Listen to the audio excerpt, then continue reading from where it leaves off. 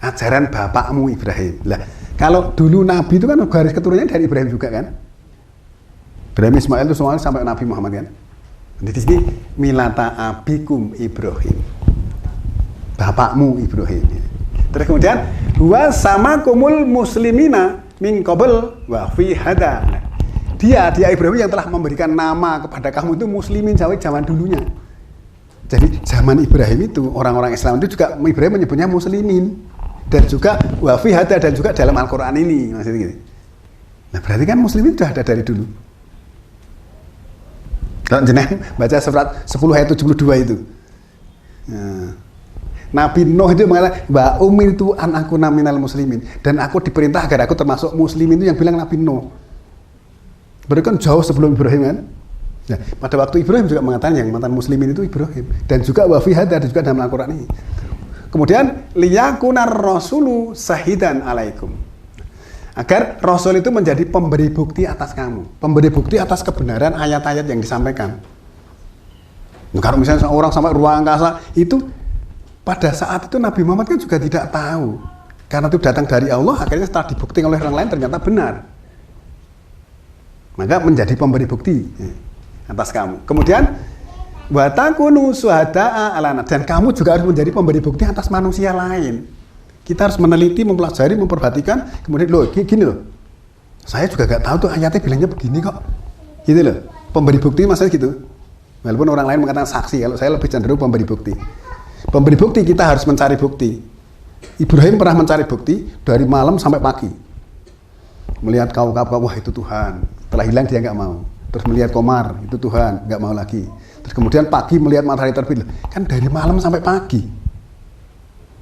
Jenengan kan sholat malam tengah jam, wah ngantuk terus ngono kok. Gimana? Itu Ibrahim dari malam sampai pagi. Bayangkan, dalam rangka mencari Tuhan yang harus disembah. Nah, oleh karena Ibrahim mencari seperti itu, akhirnya diperlihatkan dengan surat 675 itu. Sepertilah kami perlihatkan Ibrahim kerajaan di Samawa dan juga kerajaan di bumi ini, agar dia mendapatkan suatu kepastian. Surat 675 itu kan. Nah, berarti Ibrahim mesti berangkat ke sana. Nah, berangkatnya kapan? Nah, nggak pernah dibahas, nggak tahu.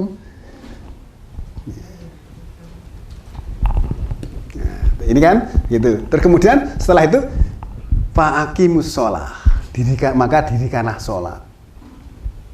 Zaman Ibrahim itu dirikanlah sholat. 1440 kan Ibrahim juga sholat kan. Kemudian wa atuz zakah, dan berikanlah zakat. Wa taqsimu bila, dan berpeganglah kepada Allah. Wa maulakum, maula ini saya mengatakan pemimpin. Dia Allah itu pemimpin kamu. Fa ni'mal maula wa ni'man nasir. Sangat nikmat dia selaku pemimpin dan sangat nikmat dia selaku penolong. Coba bayangkan. Jadi Allah itu sangat nikmat dia selaku pemimpin dan sangat nikmat selaku penolong. Nah, nek sing nolong Allah itu nikmat. Nek sing nolong manusia itu mesti ada pamrih. Ya. Udah kamu tak bantu gini-gini, tapi ternyata wah, nanti malah dibelok-beloknya, ternyata nggak karu-karuan. Maka kalau kita yang nolong Allah itu sangat nikmat. Nikmal maula wa ni'man nasir. Sangat nikmat dia selaku pemimpin dan sangat nikmat dia selaku penolong. Kan sesuatu yang sangat luar biasa. Nek jenengan membaca itu dengan hati itu bisa menangis. Wah, benar juga ya, saya itu minta tolong orang ternyata banyak disengsarakan. Tapi kalau minta tolong kepada Allah, itu pasti betul-betul nikmat. Nah, supaya ditolong oleh Allah gimana caranya? Di sini wa'tasimu billah, berpeganglah kepada Allah. Jangan berpegang pada manusia. Ya, berpegang kepada Allah. Nah, kepada Allah karena kita tidak bisa melihat Allah, berpegang pada petunjuk Allah di dalam Al-Quran, begitu. Nanti Allah akan memimpin kita dan akan memberikan satu pertolongan.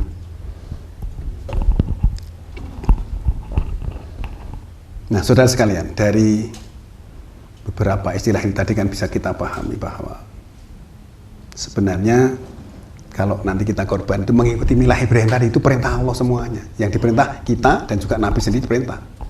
Kalau yang 395, 661 itu kul, katakanlah berarti untuk kita. Tetapi ya 16 berarti kan summa auhayna ilaka ani tapi milata Ibrahim hanifah wa ma kana minal musyrikin. Ditegakkan berulang-ulang bahwa Ibrahim itu tidak musyrik.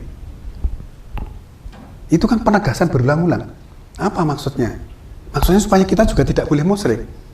Allah itu satu, hukumnya masih satu. Pengertiannya begitu. Kalau penjelasan itu bukan hukum, hukumnya ya satu. Itu penjelasan.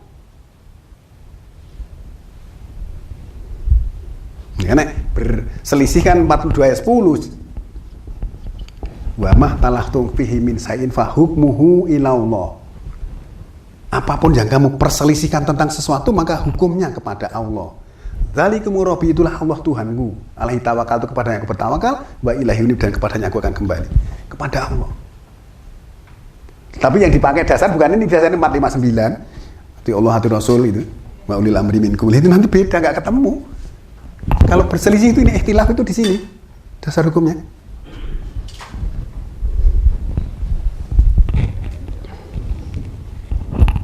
Kalau istilahnya walaupun yang dipakai ayat tapi salah pasang, itu nggak bisa dipakai. Saya sering berikan contoh. Jenengan punya sepatu ukurannya 40, salah pasang, kanan taruh kiri, kiri taruh kanan, nggak bisa dipakai. Nah. Kacamata ini kalau salah pasang nggak bisa dipakai. Dibalik gini nggak bisa. Kok nggak bisa ya? Karena salah pasang. Ayat yang salah pasang juga nggak bisa dipakai. Nah, saudara sekalian, sebelum kami lanjutkan, mungkin ada pertanyaan. Nanti akan kita lanjutkan milah Ibrahim mana yang kemudian kita melaksanakan korban, maksudnya gitu. Ya.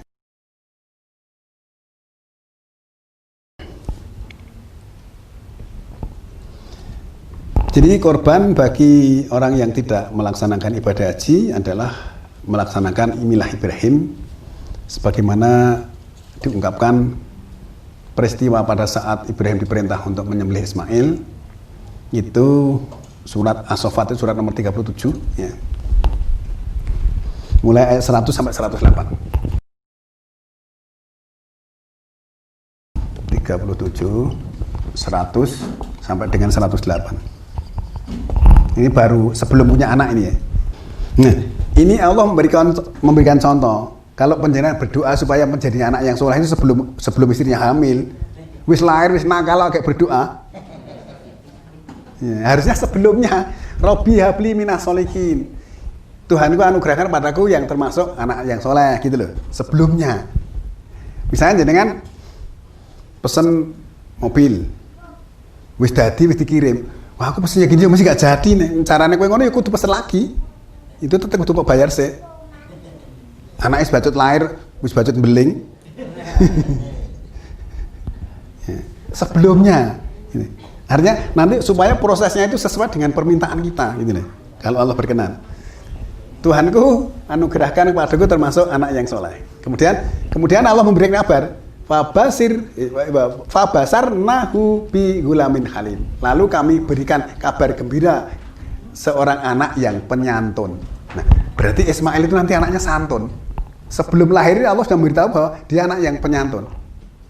Nah, terus ini lari kepada yang dia sudah bisa bekerja. Jadi proses perjalanan ngemi ora diceritake. Kesuwen nanti. Langsung Falama balago mau saya kolaya bunaya ini arafil mana ani atauha.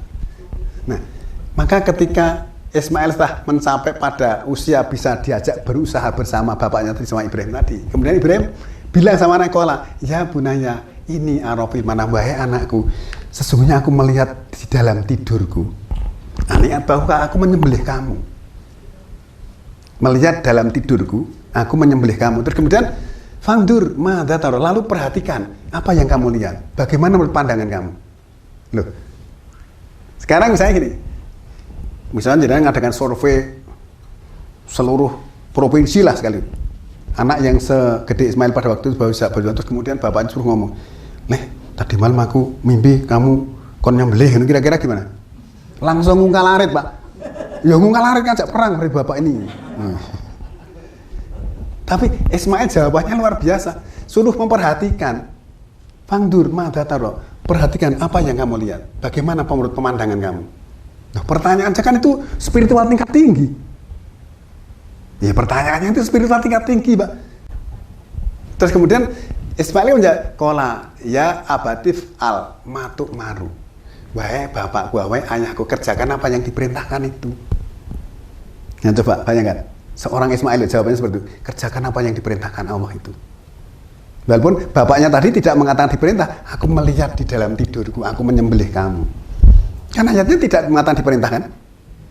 Aku melihat di dalam tidurku, aku menyembelih kamu. Lalu bagaimana menurut pandangan kamu? Fangdur mandatar. Nah, ini kan bahasa yang sangat tinggi. Ya, terus ternyata jawabannya Ismail menjawab, wahai ayahku, kerjakan apa yang diperintahkan itu. Terus kemudian satajiduni insyaallahu minas sabirin. Akan kau dapati aku insya Allah termasuk orang-orang yang sabar, orang yang tabah.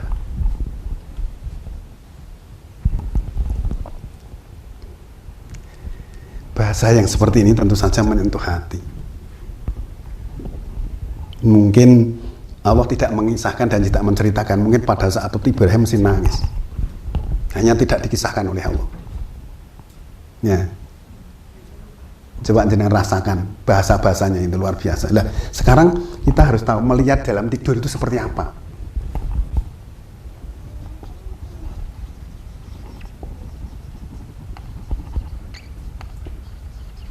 Nah, terus orang melihat dalam tidur ya mimpi lah, ya mimpi itu seperti apa, gitu loh.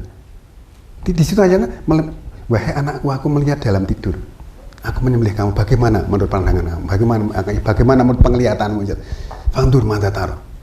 Perhatikan apa yang kamu lihat. Wahai bapakku, kerjakan apa yang diperintahkan itu. Akan kau dapati aku insya Allah termasuk orang-orang yang tabah, sabar. Nah, tidur itu adalah surat 39 ayat 42. Kita lihat dulu proses tidur. Tidur itu sama dengan mati prosesnya.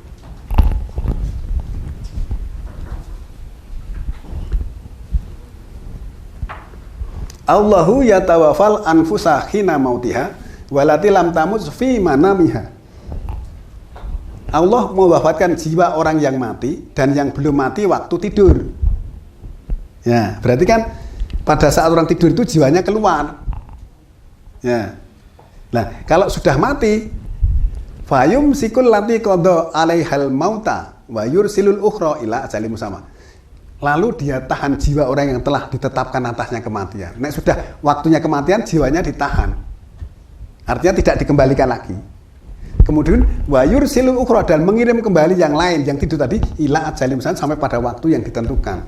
Waktu kematiannya tiba, maksudnya gitu. Dia bisa bangun lagi.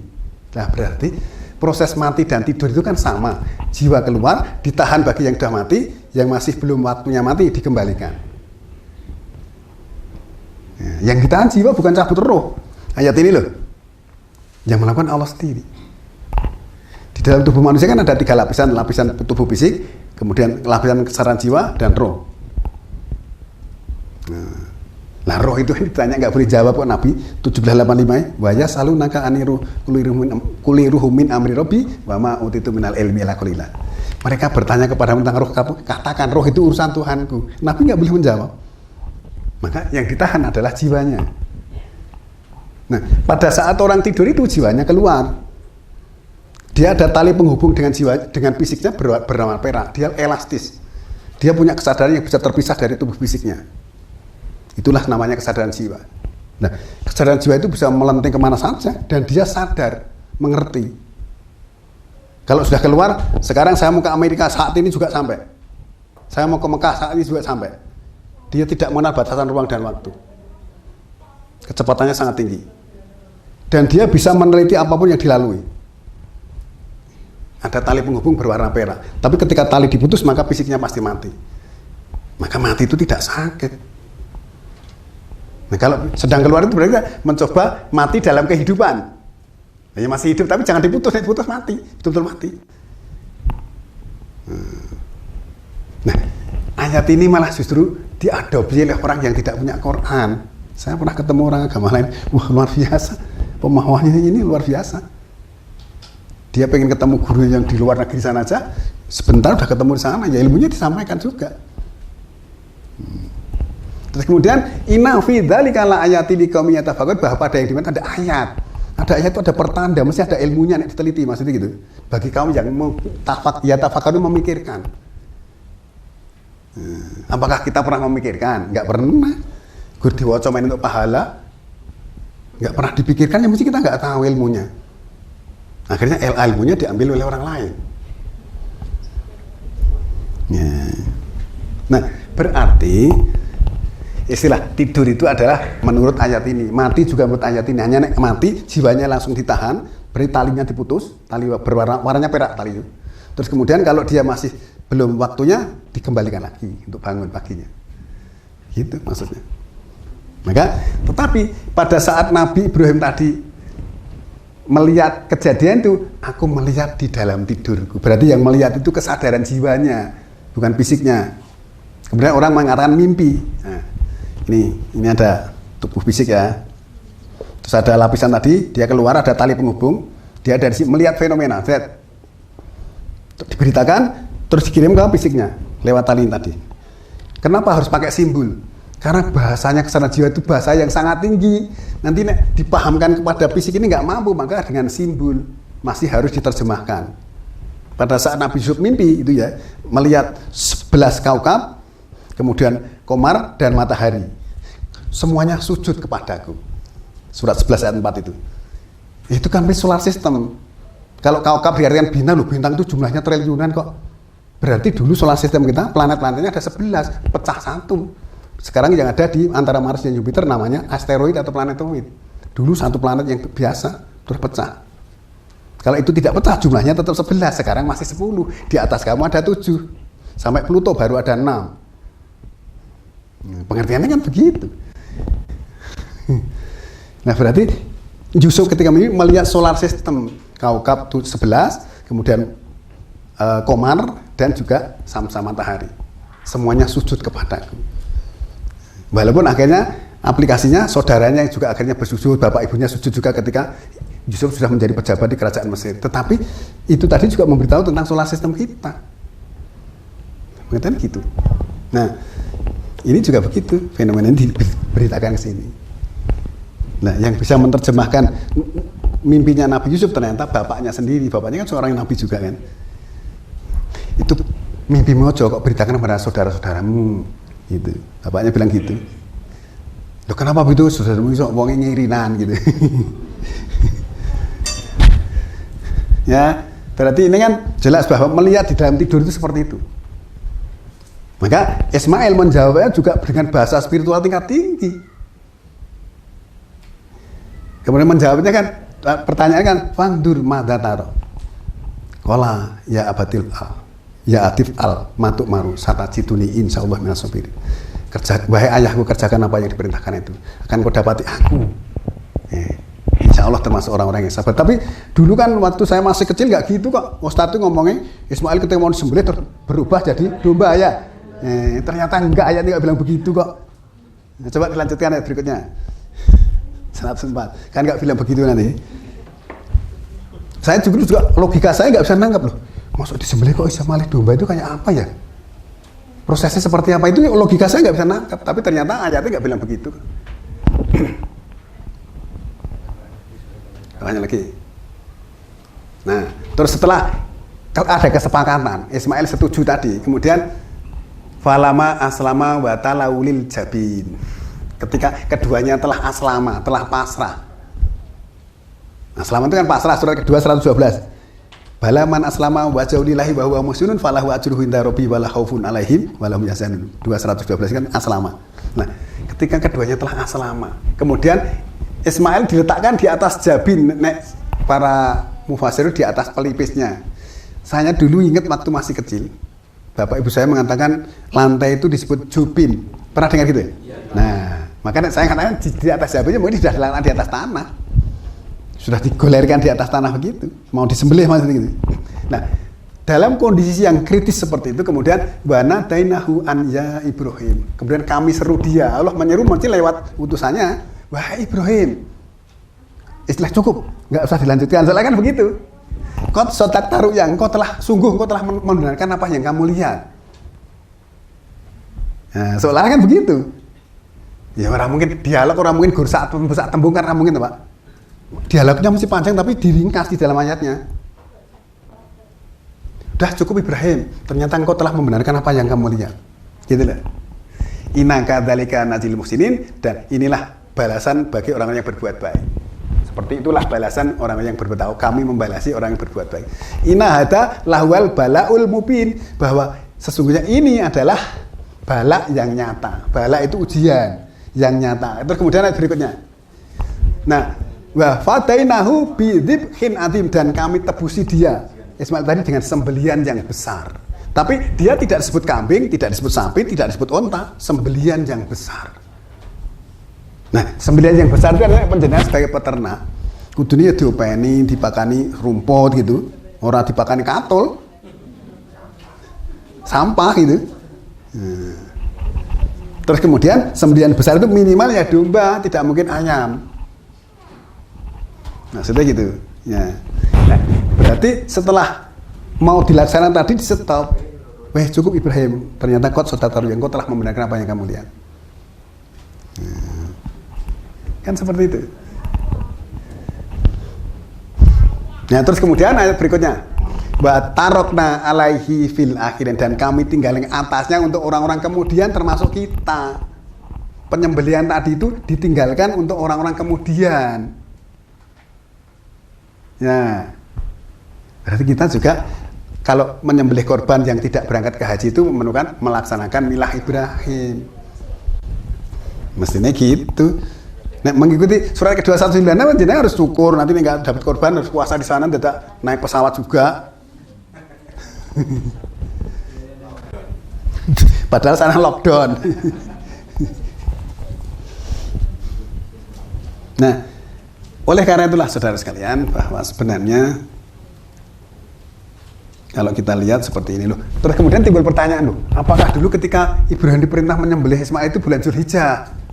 Ada yang bertanya begitu? Saya juga nggak bisa menjawab itu.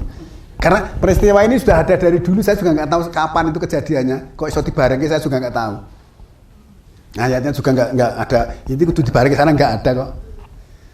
Mungkin saja dulu, wah daripada repot-repot dibarengi aja, gitu. Jadi yang berangkat haji tetap korban, yang tidak haji tetap korban, tapi sebenarnya dasarnya berbeda, tapi tidak pernah dijelaskan. Akhirnya yang laksanakan aja lah. Terus kemudian orientasinya daging. Ya.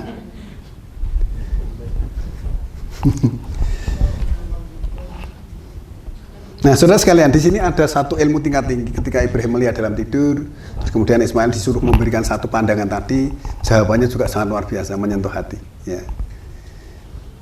Tapi itu pun juga jarang di ini. Kan itu awalnya gini ya, dalam sejarahnya bahwa Ibrahim itu sudah usia lanjut, belum punya keturunan. Terus kemudian nikah dengan Siti Hajar, terus kemudian punya anak Ismail. Dan pada saat itu mungkin ya, ini juga cuma analisa saya bahwa pada saat Ismail masih kecil kemudian ditempatkan di daerah Mekah sana, tanah yang gersang waktu itu. Nanti itu kisahnya panjang nanti. Terus kemudian mungkin saja ya pada saat itu istri yang tua terus jadi wah, ini sing muda punya anak, nanti saya mesti sayang, kasih sayang mesti sudo gitu. Ismail kan sebagai orang yang bijaksana, terus kemudian ditempatkan di sana. Ismail hanya sama Siti Hajar hanya sama Ismail anaknya yang masih bayi. Saya membaca satu riwayat singkat itu bahwa pada saat Ibrahim mau berangkat ke sana itu Siti Hajar mau mengikuti dari belakang. Dipanggil itu Ibrahim nggak mau noleh gitu. Terus kemudian apakah apa yang Anda lakukan itu atas perintah Allah? Terus akhirnya Ibrahim noleh, ya, apa yang saya lakukan adalah perintah Allah. Ya sudah, kalau itu perintah Allah lakukan. Ya, walaupun mesti dengan tangisan, itu sesuatu yang luar biasa. Nah, terus kemudian Ibrahim kepada istri tua, kemudian didatangi malaikat, diberitahu bahwa istrinya akan hamil, nanti lahir Ishak, setelah itu Yakub. Istrinya kan tertawa, saya udah tua kayak gini mana mungkin bisa. Seperti itu. Ya, itu nanti kisahnya panjang kan. Ya, sehingga dengan pengertian seperti itu, ada beberapa pelajaran yang bisa kita ambil bahwa satu, ketika penyanyi berdoa memohon kepada Allah sebelum terjadi, jangan sudah terjadi baru minta. Ya Allah, supaya rumah saya ini aman dari maling, padahal sebar kemalingan. Ya. Jadi sebelumnya. Nah, terus kemudian pelajaran yang kedua tentang Ibrahim ketika melihat di dalam tidur tadi, juga itu istilahnya spiritual tingkat tinggi. Nah, saudara sekalian, nah karena Ibrahim itu seluruh perintah-perintah yang dilaksanakan tadi, yang diberikan tadi sebagai ujian atau apapun itu dilaksanakan dengan baik, sampai Ibrahim ditunjuk sebagai uswatun hasanah surat 60 ayat 4. Ditunjuk namanya, qad kanat lakum uswatun hasanah fi Ibrahim waladina ma'ah, itu 60 ayat 4 itu. Kalau 3321 kan berarti laqad kana lakum fi rasulillah. 60 ayat 6, laqad kana lakum fihim. Uswatun hasanah tidak disebut namanya. Ini 60 ayat 4 disebut namanya Ibrahim. Ya, terus kemudian surat kedua 124 diangkat menjadi imam untuk seluruh manusia. Kemudian Ibrahim termasuk orang yang qanita lillahi hanifah. Ya. Terus kemudian siapa yang membenci melah Ibrahim berarti telah memperbodoh diri. Surat kedua 130. Ibrahim telah dipilih di dunia dan di akhirat termasuk orang-orang yang soleh. Jadi kalau membenci milah Ibrahim itu memperbodoh diri. Itu yang bilang Allah dan ayat itu yang menyampaikan Nabi Muhammad gitu loh. Surat kedua 130. Dan banyak sekali hal yang berkaitan dengan Ibrahim namanya disebut. Ya. Nah, oleh karena itu peristiwa ini kemudian dijadikan syariat untuk orang-orang di kemudian, termasuk kepada kita. Saudaraku, jadi hal seperti itulah yang mestinya perlu kita pahamkan pada diri kita masing-masing, bahwa kejadian demi kejadian itu Allah menegaskan kepada kita itu mesti ada maksud dan tujuan supaya kita membentuk satu kesadaran. Setelah kita tahu bahwa korban ibadah haji tadi surat 2196 jelas, itu cukup jelas, termasuk korban ada di dalamnya. Kemudian yang tidak berangkat haji itu adalah melaksanakan milah Ibrahim tadi surat ketiga 95, 6161, 16123, 2278, kemudian surat 37 100 sampai dengan 108. Ya, terus, maka kita betul-betul melaksanakan sesuai dengan petunjuk Allah di dalam Al-Quran. Kemudian kita akan lihat tentang pembagian daging korban. Ya.